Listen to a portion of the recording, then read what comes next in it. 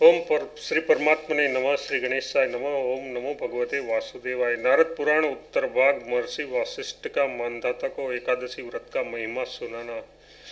जो मेघ के समान श्याम वर्ण है, श्याम धनुष की प्रत्यंचा के आघात मतलब रगड़ से कठोर हो गए हैं तथा त्रिभुवन रूपी विशाल भवन को खड़े रखने के लिए मानव स्तंभ के समान है।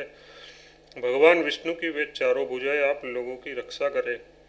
भगवान श्रीहरि के वे युगल चरणों और बिंदु हमारे अभीष्ट मनोरथ की पूर्ति करे। जो देवताओं और असुरों के मस्तक पर स्थित रत्नमय मुकुट की घिसी हुई मणियों से सदा अनुरंजित रहते हैं।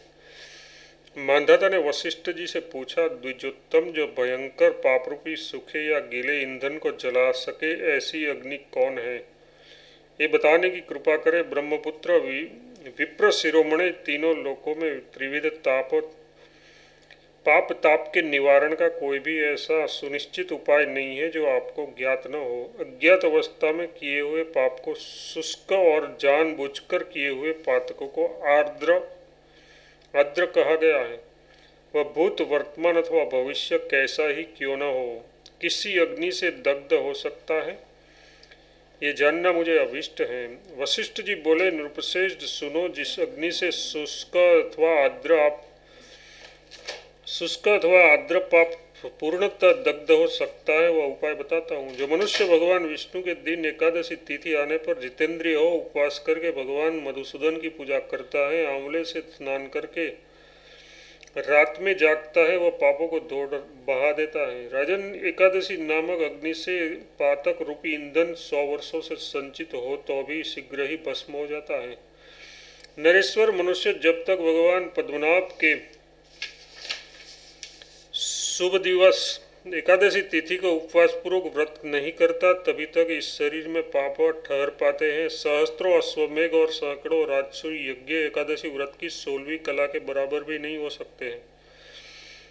प्रभु, एकादशी इंद्रियों द्वारा जो पाप किया जाता है वह सब का सब एकादशी के उपवास के नष्ट हो जाता है।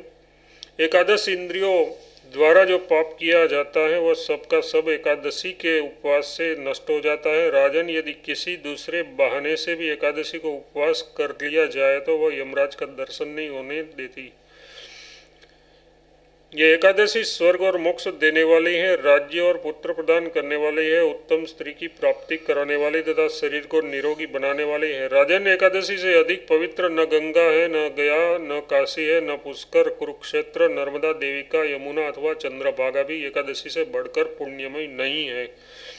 राजन, एकादशी का व्रत करने से भगवान विष्णु का धाम अनायास ही प्राप्त हो जाता है। एकादशी को उपवास पूर्वक रात में जागरण करने से मनुष्य सब पापों से मुक्त हो भगवान विष्णु के लोक में जाता है। राजेंद्र, एकादशी व्रत करने वाला पुरुष मातृकुल, पितृकुल तथा पत्नी कुल की 10-10 पीढ़ियों का उद्धार कर देता है। महाराज, ये अपने को भी वैकुंठ में ले जाता है। एकादशी चिंतामणि अथवा निधि के समान है। संकल्प साधक कल्प वृक्ष एवं वेदवाक्यों के समान है। नरश्रेष्ठ, जो मनुष्य द्वादशी मतलब एकादशी युक्त की शरण लेते हैं वे 4 भुजाओं से युक्त हो, गरुड़ की पीठ पर वनमाला और पीताम्बर से सुशोभित हो भगवान विष्णु के धाम में जाता है। महीपते, ये मैंने एकादशी युक्त का प्रभाव बताया है। ये घोर पाप रूपी ईंधन के लिए अग्नि के समान है। पुत्र और पुत्र पौत्र आदि विपुल योग मतलब अप्राप्य वस्तुओं अथवा भोगों की इच्छा रखने वाले धर्मपरायण मनुष्यों को सदा एकादशी के दिन उपवास करना चाहिए।